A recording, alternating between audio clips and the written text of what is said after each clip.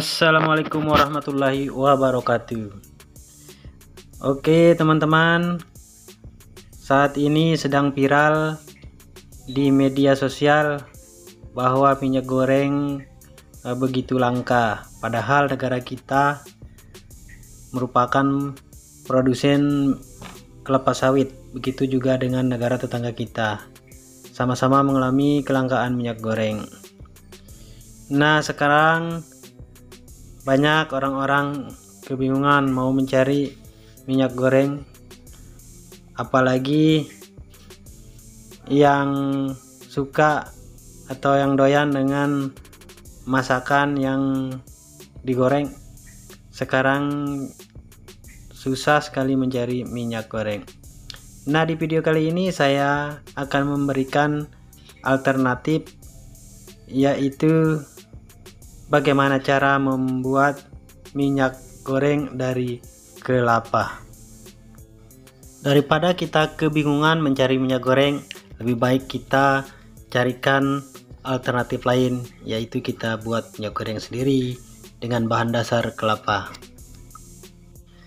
Karena kelapa juga sangat melimpah di negara kita. Untuk itu, mari ikuti cara membuat minyak goreng tersebut. Langkah pertama, kita kumpulkan buah kelapanya, bisa ngambil di kebun atau kita beli di pasar. Lalu kita kupas kulitnya. Ada banyak alat untuk mengupas kulit kelapa, bisa seperti ini. Yang penting kulitnya dikupas semua agar memudahkan proses kita selanjutnya.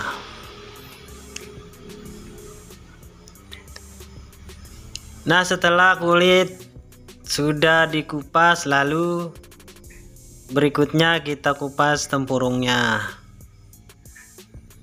Kita kupas boleh dengan mesin atau boleh dengan cara manual seperti ini menggunakan parang. Setelah kulit dan tempurung kelapa dikupas, lalu selanjutnya kita parut menggunakan mesin ataupun secara manual.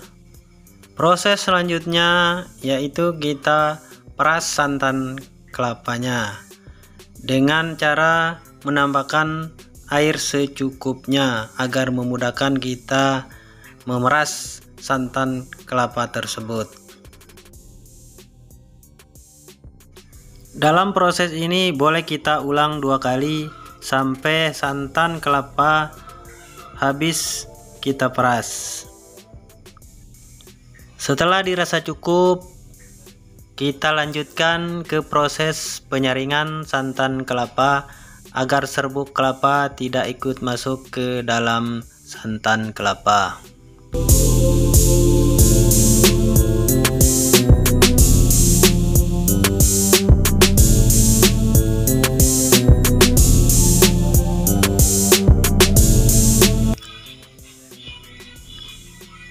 Setelah santan sudah siap, kita masuk ke langkah selanjutnya, yaitu kita mulai memasak santan kelapa tersebut.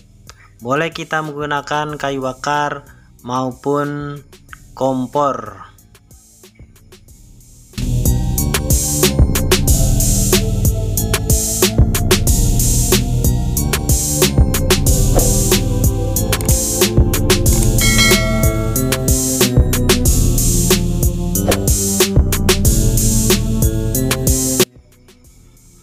Dalam proses ini harus sesering mungkin kita aduk supaya ampasnya tidak lengket di wajannya.